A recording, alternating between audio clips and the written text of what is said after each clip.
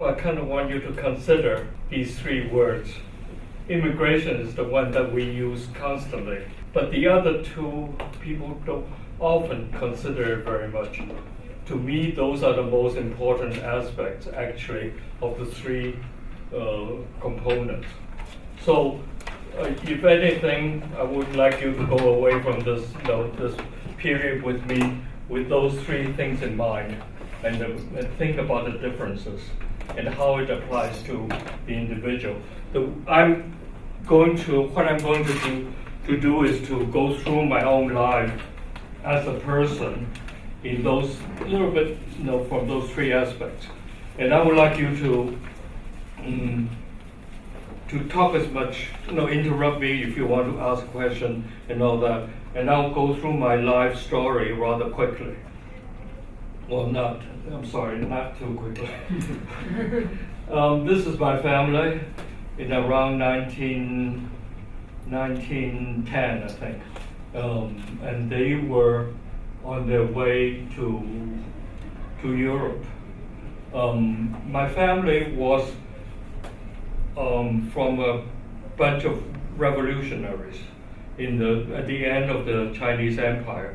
There was a huge discrepancy between the central government with the power and the common people. So the country was pretty well in very bad shape. There's a lot of colonial imperial countries attacking them and things like that. So a lot of the young people decided this time to change the society and change the country. And they were college students, they were revolutionaries, and they were active in promoting the revolution. And the revolution succeeded in getting rid of the emperor in 1911. The trouble was, it was substituted by a new form of government, and they were just as power hungry as the old regime, as usual, as quite often it happens. And to get rid of those troublemaker students, they gave scholarships for them to go abroad to study. So here's my father, and here's my mother, and those are a lot of their cohorts. And they were the youngest ones, but all their friends were kind of older people. And they were sent to France to study. And because they were the younger siblings, the students with their scholarship took them along. They are from different families, and so the next stage is. Sorry, I'm a little bit.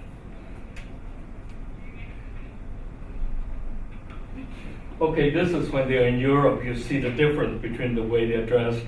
The other one, the original one, was very traditional. This was in the early 1920s, and they were all in college together. Again, here's my father, and here's my mother. It's before they were married. They were just, colleagues. And my mother, by that time, has gotten into the French Academy for Fine Arts as a painter, and he was going for a doctorate in the university.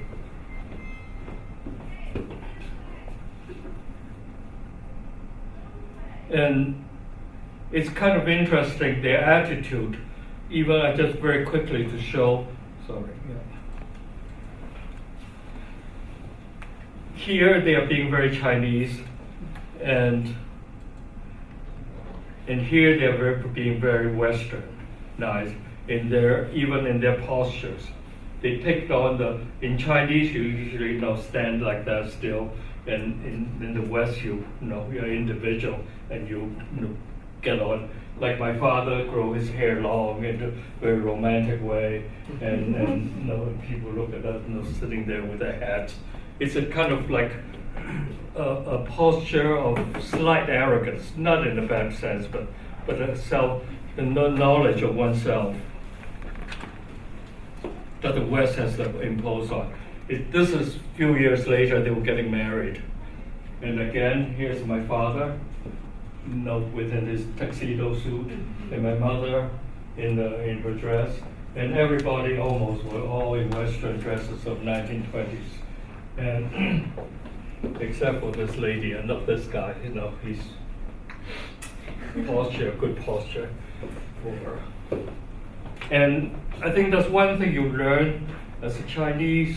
Chinese were in China is very restrained. In Europe, your presence after 8 years, 5 years, 8 years, they learned to posture themselves that they are somebody. And that's when my mother is painting, doing a grad, after she, an art student, doing a Western painting with oil.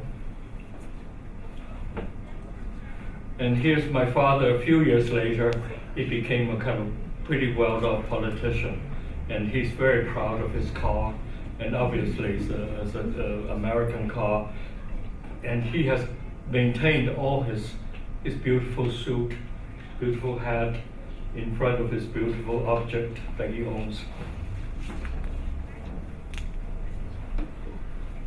And this was in the 1930s, and we were born, my brother and I were the three brothers, 3 kids, and we were living, the family was living quite well with I think that, the car that my father was so proud of me is in the back. And she's a tutor, and that's me when I was 2 or 3 years old, and those are servants. So life was kind of good, according to them, and everybody's doing their. But there was a revolution, and there was Second World War. The Japan invaded China. Things that turned out to be totally upside down. And then after that, there was the revolution, the communist revolution, the second revolution. And because the family was pretty well set, they were not welcome in the new society. So we decided to, my mother decided to migrate to France because that's where she was comfortable. My father died in the meantime in the Second World War. So this is the boat that we took to emigrate from China. So we went to Hong Kong, and then we took the boat. It took a month from Hong Kong to Marseille on this ocean liner. So this is part of the boat trip. This is stopping at Saigon, and I don't know how many of you know about the history. This was in 1949, and Indochina was part of the French colony, and there was a revolution going on to become independent by the Viet Minh. And we stopped at the Saigon harbor under the French. It was a French boat, and they were what we were so interested in. That was me and my 2 older brothers. What was so interesting to us was seeing all the wounded French soldiers being loaded into the cargo hold on the ocean liner, and they were being repatriated to France, to the hospitals. So this is many years later. So what happens? We went to France. I went to high school, grade school, and then I went to high school in England, and then I got into art school.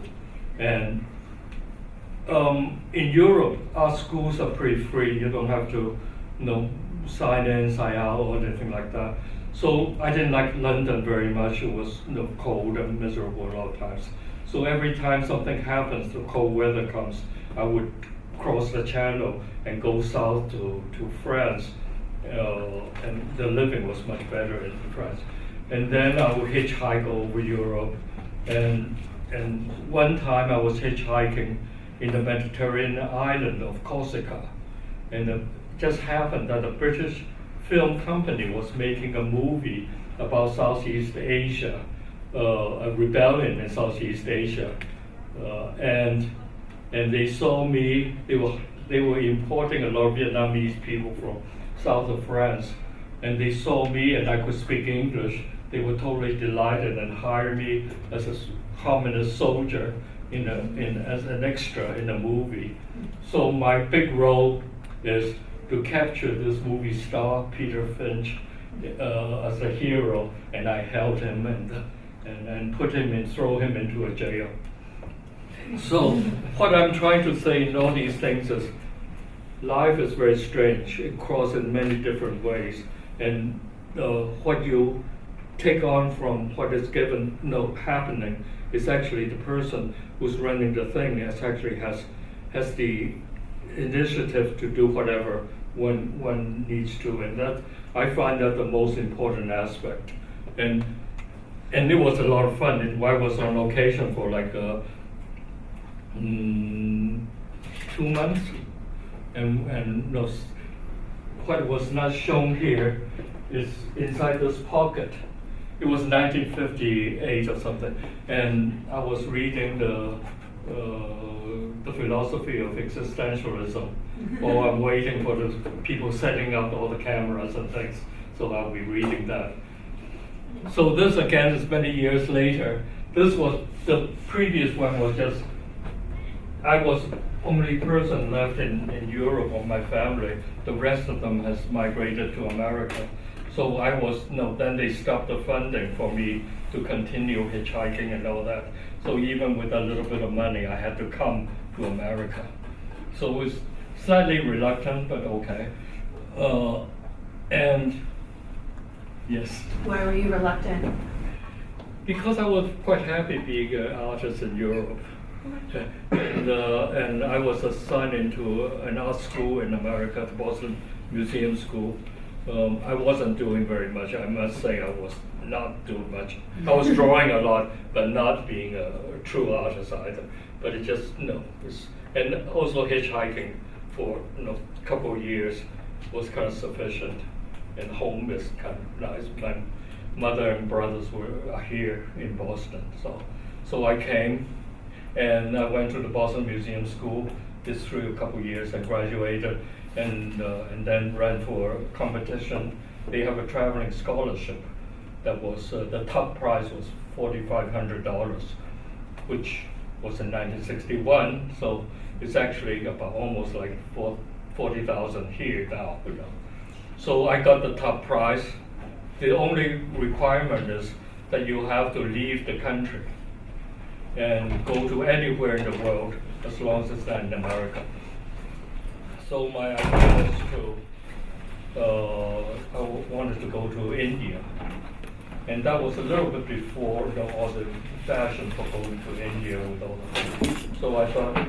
So I went to Paris and bought a car for $430 out of that $4,500. Bought a used car, tiny little car about the size of that table, and drove from Paris through Italy, Greece, Turkey, Iran, to Pakistan. Unfortunately, when I got to Pakistan, the Indian government was saying that the visa would be forthcoming. China was having a war with India, although my passport is totally not the same China. So they say, no, you cannot go into India.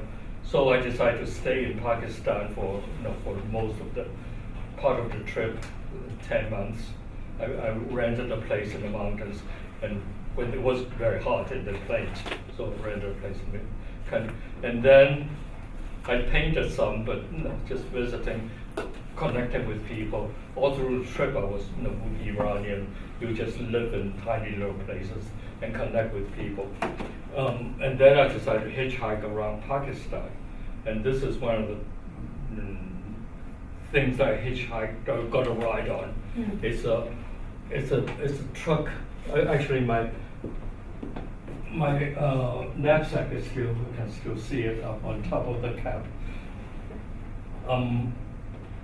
It was a truck that was delivering pregnant water buffaloes from the farms to a clinic to have them delivered. And I love the trucks. So I was sitting with these truckers, and those are the water buffaloes that are being born and being raised in the clinic. And we, of course, I don't speak any Urdu, the native language, but you just talk whatever way you could. And everybody is just wonderful. And this was rather clear. Now everything is all in the news.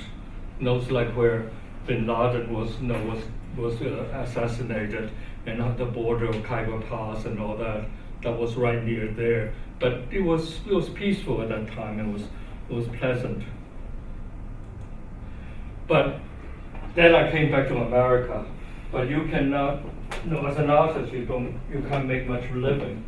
So you have to pick up jobs here and there doing different things. And my only skill, I never got a BA or a BSA or BFA or whatever.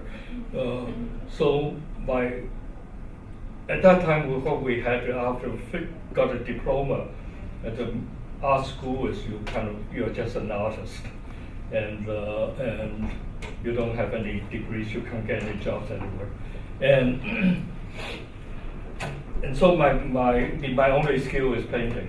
So I was working as a billboard painter right here, and this will be when I was pretty old, not too young, but I was like late 20s, and I was very proudly wearing all the blue collar working class people with my name on my safety belt. And you go up on the scaffoldings, that's way up high, and you pull each other one on each end. So the working people are just they are Italian Americans. They're lifelong billboard painters, and I start to connect with them as people because of my background was kind of removed from that. So in that way, I learned this. I guess you can see the guy in the back. He's a regular painter, where I was just a helper, so-called, because I was the last one in, and the lowest grade. But I was having somewhat of a fun, but you work really hard. Those big ladders that you have to string them up and move up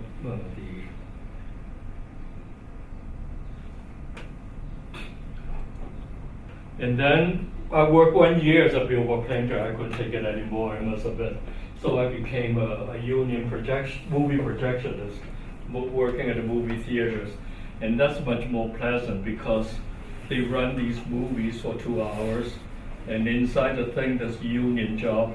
So if the manager knocks on the door, you can just shut the door right on them, unless they have something legitimate to complain about. So I could spend 2 hours at first when there were only single theaters. I could draw, I could read a book, I did all kinds of things and made a pretty decent living and raised my family and did a lot of community art outside. So here I am, posing proudly as workers of the world unite kind of thing. Of course, there's still some trouble sometimes. When the manager could knock on the door and you have to respond, is when these rolls of film, they're for 35 millimeter film, both things go around like rotary. And if some of them, they start to slip, when later on, when there are 5 theaters, some very far away, some of these things will just fall off the platter onto the ground, and you have a floor full of film that you have to manage to somehow put it back onto the thing and get it moving again, and in the 20 minutes that you that before people kill you. So, but otherwise, it's a very pleasant job. I worked on it for 30 years before movie theaters start to change. So meanwhile, I was able to do a lot of community art like this, which is a mural for Chinatown. It described the immigration, the coming of the Chinese workers into Boston area, from the top down. And then the cloth represents how the youth communities knit itself together. The top part is kind of historical. We start working as laundrymen, as cooks. And later on, when the women start to come, they work as garment workers, and then the neighborhood in Chinatown starting getting to be demolished. So the whole mural is actually a protest against that urban renewal, that because that building was targeted to be demolished. And so that's to show it as a unity for the people. That's why it's actually called unity community. That's in the Chinese words. And there is a rather interesting thing that happens here is my co-artist with two people. My co-artist was a Caucasian artist from Ohio. His parents were from Ohio. So he has a very traditional Protestant kind of attitude about work. And I'm from China, and I have idea of what is good is different. So the two of us designed the whole thing together. But he has another job somewhere, and being some good Protestant, he gets up early and he paints until mostly in the morning. And I'm being kind of like a sleazy European race person. I get up very late, and so I get there at 2:00 in the afternoon, and he's already half gone, and he will be painting from the top down. And his attitude is immigrants are kind of victims, and my idea is that immigrants are actually powerful people building the society. And that's a rather important aspect. So he was making everybody looking miserable until we get to this demonstration here, and he'll be painting these people. I painted on this side down. And he said, okay, now the bottom part is mostly yours, you can do it. But he was painting this part, and I'll come in at 2:00 in the afternoon, and he'll be painting these miserable faces. And I would come in and corrected them very subtly, making them happier, rosier cheeks, so like giving them some agency that they can change society. So, and he would come in the next day and say, what on earth is going on? So the bottom part is all like an imagined possibility of what a good society could be. But there is one question here is, all through the steps, it was shown to the community what our designs are. So this woman, who I wanted to show a woman as a doctor, and the father as a parent taking care of the child, to reverse a little bit the typical connotation. But when I first drew it out, I wanted to place the emphasis on the patient or the parent than the doctor. So I had the doctor turn the other way to show that she's a woman. I had her long hair and when it was shown to the public, there was one guy who's sort of like some kind of official or ownership or something. He's getting very upset against it. You're a terrible person. You try to show a Chinese doctor as a hippie. All because he had a long ponytail. She had a long ponytail in the back. That's why I reversed it and made her very obviously a woman than a ponytailed hippie doctor. So working with community, there's always these kind of interactions that you have to play. You understand where people are coming from, and you cannot totally resist it. It's like flowing with water. Question for you. So the concept of you just described is somewhat out of sync sometimes with the way we perceive the artist. Meaning the artist creates art, and the public and the audience doesn't get to have that level of. That's actually a rather short period. I mean, for example, if we look back on the Egyptian artists, I'm sure the public has a very clear idea. You should not put a feather on this bird. There was not supposed to be further. So yeah, it's more like actually since the 18th, 19th century, West European idea that developed with the personal ability poets and all that, which is, I think it's a great thing.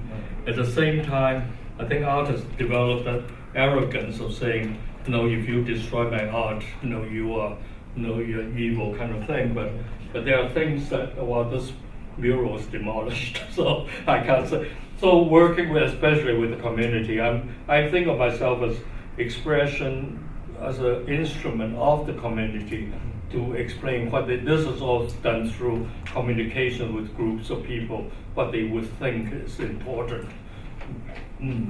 Except, sometimes you have to understand, still regarding what their comments are, but you have to modify it for yourself to make a compromise that both sides can be happy with. Of course, the guy, I totally disdain the guy for saying that, but for misunderstanding it, which shows his lack of understanding, yes. Sorry, I didn't mean to interrupt, but I know this piece is for the community, so you might be more willing to think of how the community views it, but when you create art or when you look at your art, do you do it for you or do you do it for people? I do a different set of things in my studio.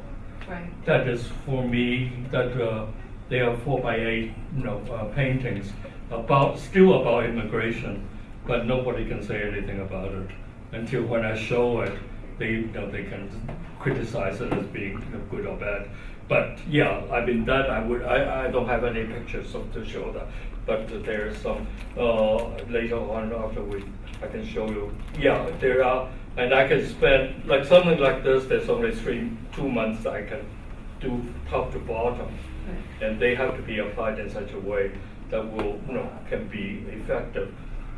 But my own painting, I will spend like 9 months, 10 months to do one painting, and done it exactly the way I want it to be, with all these different components in it. Oh yes, this shows some of my own personal art that is not working with the community, but using a community theme. These are what I consider as monument to new heroes. This is Native American activist in the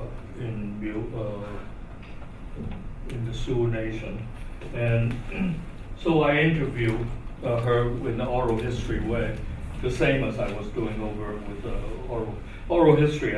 I find a tremendous way of communicating, understanding people, because you define the role.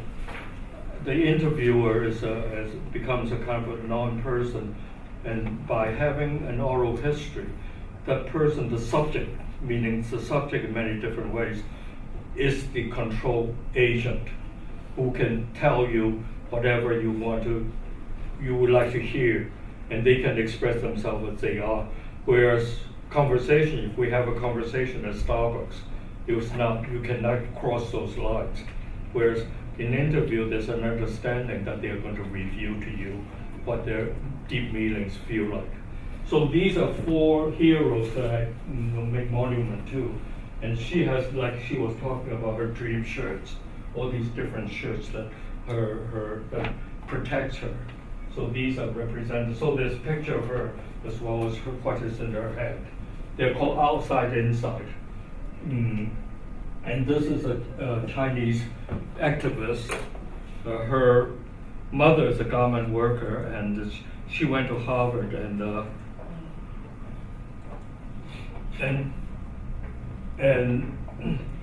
start to feel the class divisions and the racism in something even respected institution like Harvard. How when she says, my father worked in a restaurant, my mother works in the garment factory, suddenly all her friends who was looking at her with respect suddenly was just stayed away and not invite her to things. So she was 4 years at Harvard, and her story, so I interviewed her, and she told me a lot of very deeply felt stories, and it's done like a Chinese album printed on here. And the cross in the back is what she described as the last piece, she's from Hong Kong. It was the last piece of cloth that she bought in Hong Kong with her mother when she was 14, and sewed it up as a blanket for herself all the time she was in America. So this kind of carrying back and forth, I think is very much part of the emigration, migration, immigration kind of experience that people have to recognize. Because once you're here, there's only, I say, there's only about 45% of you yourself that can be expressed, communicated to many people. And so these are people that I find as being remarkably resilient in their way of working with the society or making people better. This is it's called a generation gate. They try to describe the feeling of Asian American, these are Korean women, young women, and how they relate to their parents. They feel that there's a gap between them, which is partly what I was mentioning about carrying those things. Even parents and children have these gaps that you cannot reach each other. So they have to, so the viewer can go from one door to the other back and forth, and they open the gates. But you have to reach out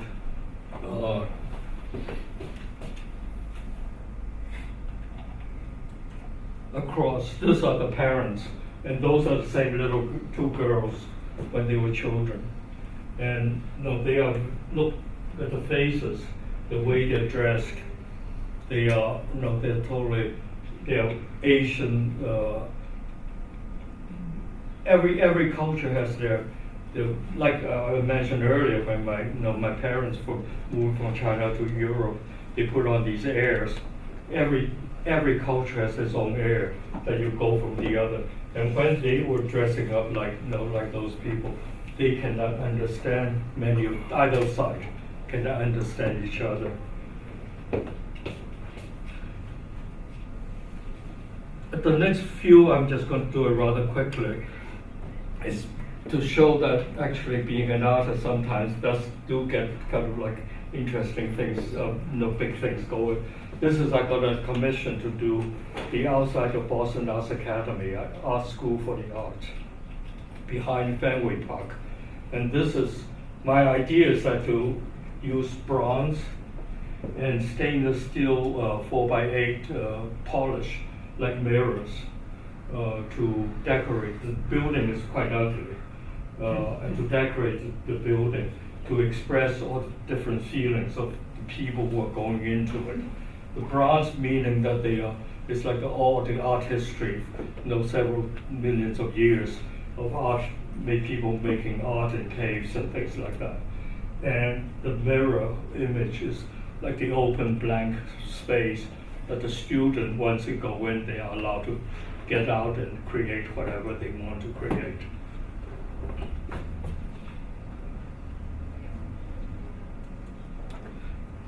These, the other one was a drawing. This one is actually a computer-generated image to apply for the grant. Same spot, and I got more and more ambitious by putting lights behind the bronze plates.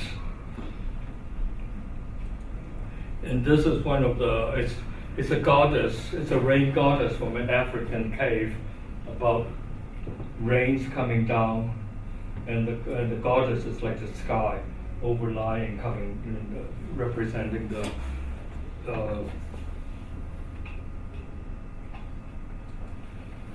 it's in the image, this is the figure there, pretty high up. And this is like a tree of life, and this is left hand of God, and is a Greek bird, the double-headed eagle from Central America, a Native American shield. They're all made of bronze, and an Irish like a mace. And now that they're being cut, and the bronze plates, they're about 1/4 of an inch thick, and they're being cut at a factory. That's the image that I provided them with, the computer image, that they cut exactly with the every mistake I made with on the illustration. Yeah, it was cut out into the plate. It's a water jet with a cutter, and that's, I think, the lower part of the figure, the feet and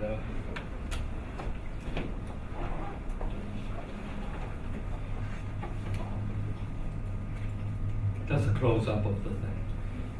And because it gets so hot, there's a constant water thing coming.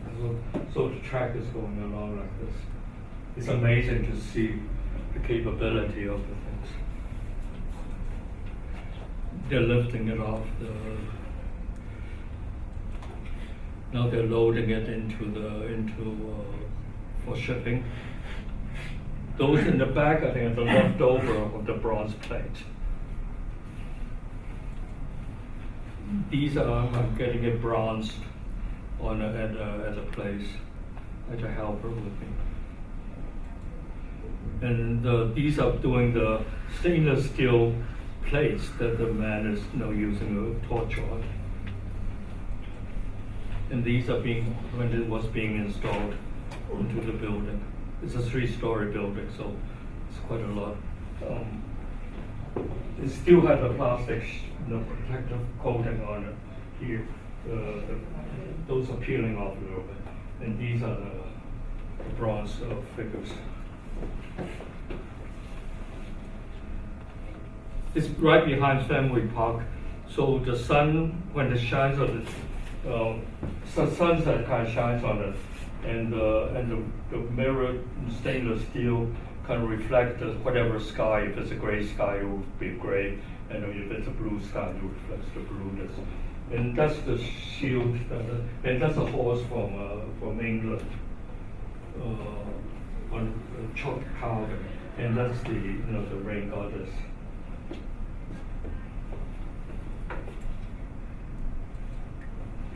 That's another view of the same thing, and that's at night. Unfortunately, the lighting didn't last too long. So if you try to see it at night, you'll be kind of blank.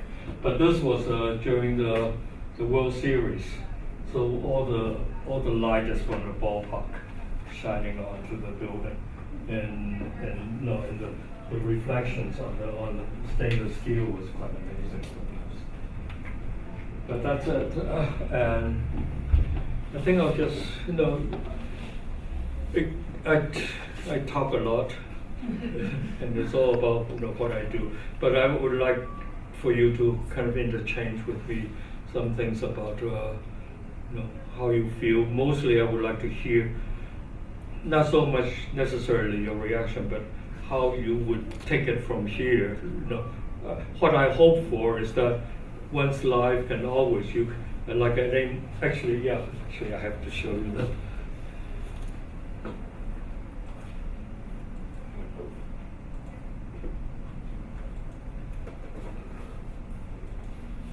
Sorry, no.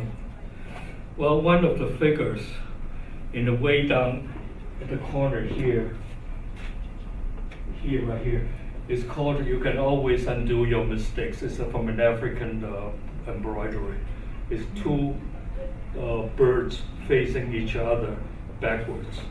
So if you make a mistake over here, you can always undo it with your next step. So I think, to me, that's very much represent what constantly, every step, you can do is to make that change, that you are responsible for the next step. I mean, there are things happening in the world, like a situation. There's nothing I could do to leave China, because of revolution, because my family and all that stuff. But once you get to a certain point, you can make the best use of whatever is there. And I was sent to England protesting strongly in my own head into a high school when I was very happy, in this great school in Paris. because I was learning English, and my mother taking advice, because she was a widow, taking advice from other Chinese men that she consulted, say, oh, you have 3 boys, make them into engineers or whatever, you have to do that. It's the only way to go. And so they sent me to England, to a horrible high school that I had to wear uniform and caps and all the ties. And I was there for 4 years because I was reluctant to do any work. But all during that time, in order to escape from it, first I went to see movies 3 times a week, which I actually learned all about.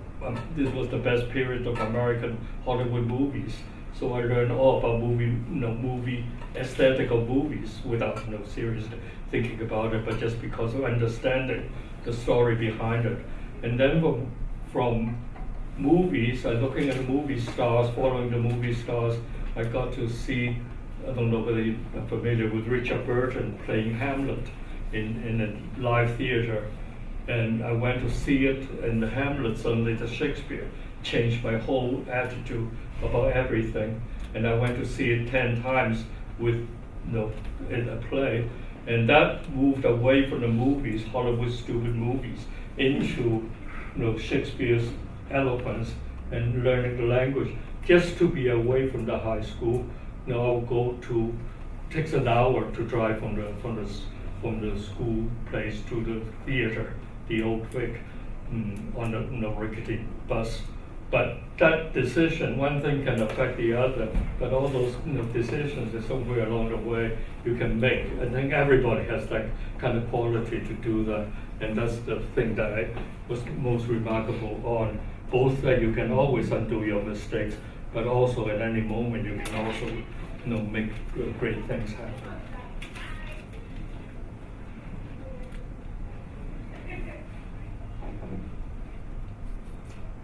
So by the way, going back to this, I hate the idea of America about immigrants, because immigrants is somewhere on the inside looking at someone coming in meaning incoming.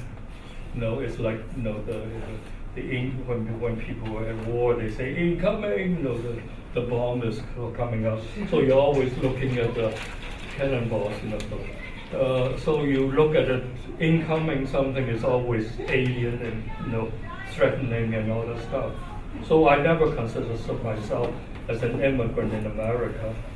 I was an immigrant from China, and I was very happy to be an immigrant from China, that I don't have to worship my dead father, and grandfather, and all those grand ancestors anymore. I can be my own person. So I was, for several years, an immigrant from China.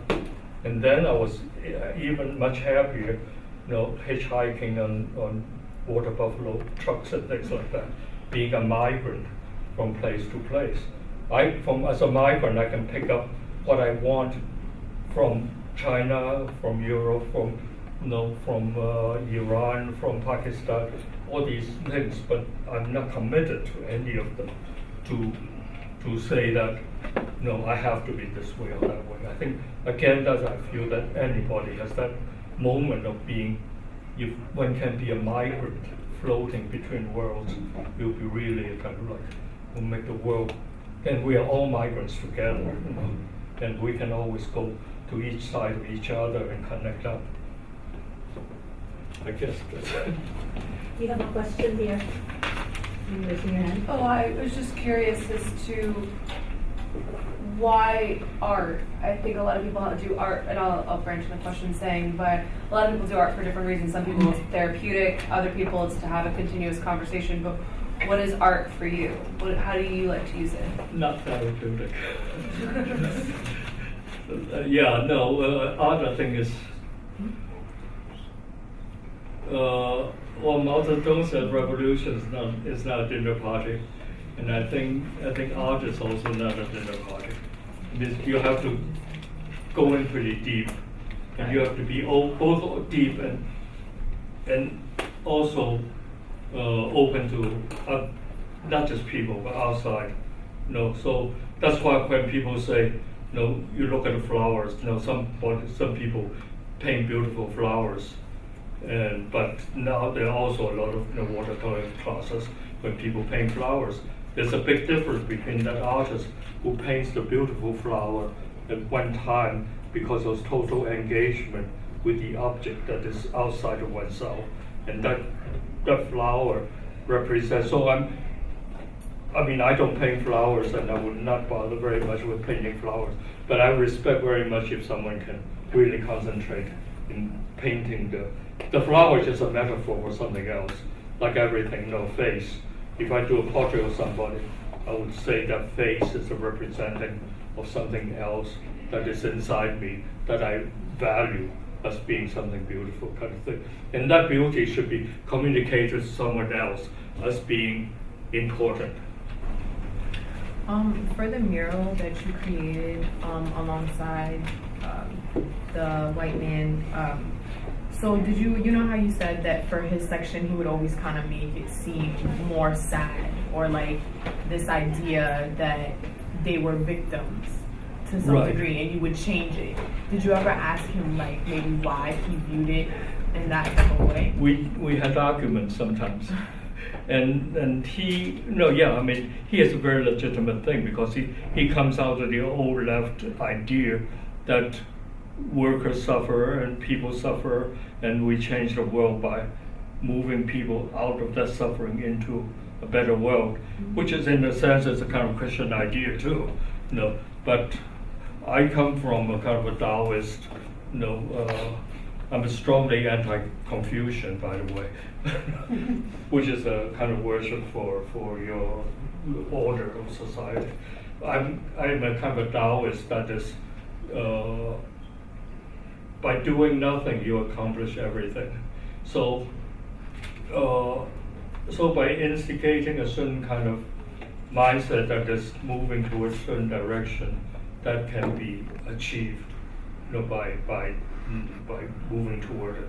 It's not just thinking about it, like hugging trees or anything like that, but it was like, you think that to me, is that the society can be better. The whole world globally can be better, and we as a group of people can all work toward that goal of making the world better, and then kick away the things that is bad. And there are things that are bad, and we have to fight against those in order to. It's a kind of agency in each person of picking what is choice of doing something worthwhile, good, and not the kind of not just doing something good kind of thing, but it's for oneself, I think. Can you explain what you mean by better, by being better? What do I mean by being better? I think there's a progressive. I must admit, I'm kind of anti-colonialism and imperialism and all that. But I must say that Western ideas from 18th century, 17th century time on, in some ways, about people. I think there is a progress that slavery is gone, that working serfs are gone, and all those things that the class division that is one oppression over the other people, that people can slowly move toward equality and equity and have a right to each other and respect for each other, I suppose. I mean, that's the goal that I see that is actually kind of instigated in the philosophy of the Enlightenment period. Of course, the other part of it is the superiority thinking. Western culture is superior to all the other cultures, which is a byproduct of that, as well as the byproduct is technology. Technology is great too, but you can build nuclear bombs and all that stuff. Right. So it's like that, yeah, I guess. But one can be for the good, and one can be for not so good. And now, are you still going work on the field work, the art field? The what? Are you still going to working on the art field now? Working on the Art field, art, like the band, like your visual painting, like your painting. Before when you are working on your art field or painting. Yes. Have you thought about the plan, the Western culture and Eastern culture yes. together? I think I incorporate in the culture they have the animal fight, the animal present for the eye of the people, and I hear in the American culture they have also the animal present for the eye, like in America they have the rabbit, the rabbit in the rabbit like present for the egg, and in the Eastern culture we don't have, we just have 12 animals in there. I see it myself as a kind of interstices. Not too common a word, but I think I spelled it right.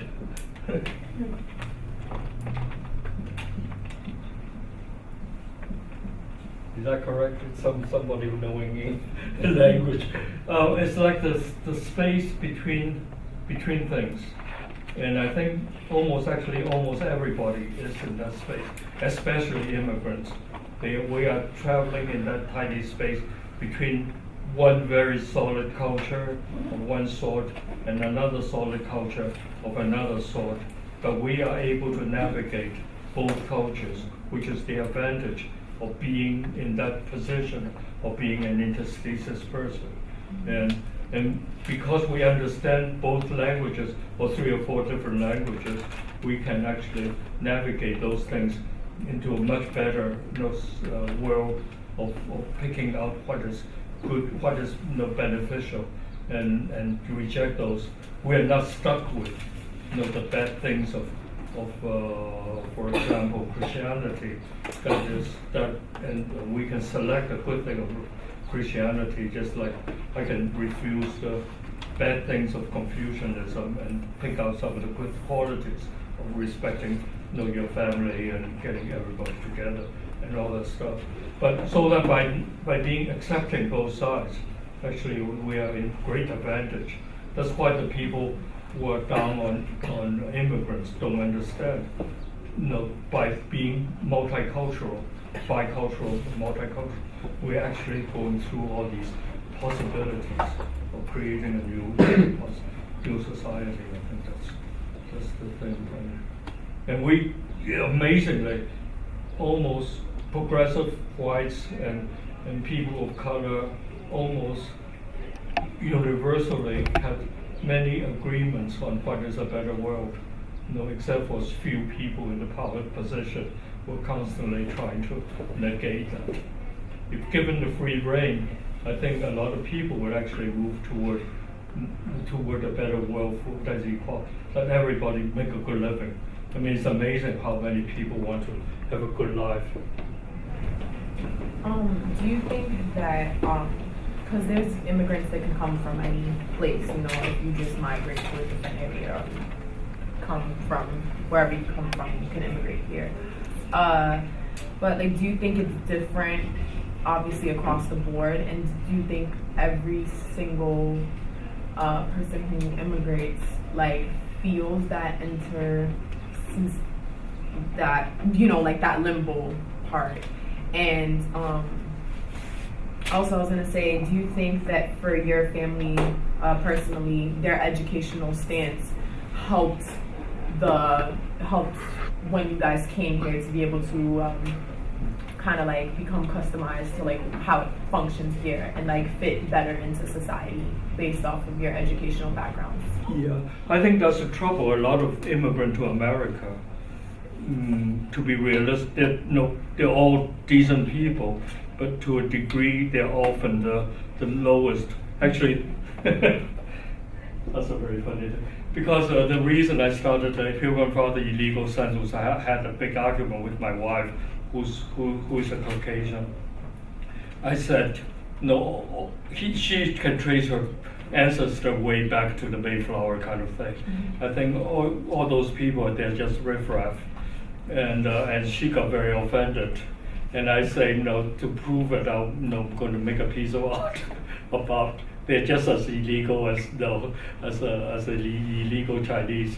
I think the trouble is a lot of the immigrants who come from other countries is because they are in a position of suffering, and they are undereducated quite often, and they cannot make a living in their home place.